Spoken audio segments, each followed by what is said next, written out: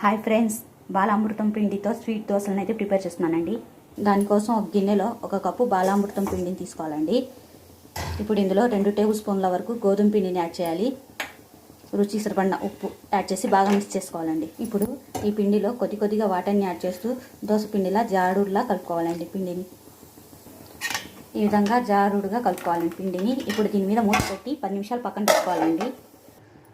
10 నిమిషాల తర్వాత పిండిలోని పంచదార అంతా కరిగి ఈ విధంగా బ్యాటర్ గట్టిగా తయారవుతుందండి. ఇప్పుడు ఈ దోశలు వేయడానికి పిండి రెడీ అయిపోయింది. ఇప్పుడు స్టవ్ మీద పెనం పెట్టి పెనాన్ని అయితే వేడి చేసుకోవాలండి. ఇప్పుడు పెనం మీద బ్యాటర్తో దోశలను అయితే వేసుకున్నామండి. దోశ అంచుకి నెయ్యిని అయితే అప్లై చేస్తున్నాను. దోశని రెండో సైడ్ కూడా టర్న్ చేసి కుక్ చేసుకోవాలండి. బాలామృతం పిండితో స్వీట్ దోశలు అయితే రెడీ అయిపోయాయి friends. Thank you for watching this video.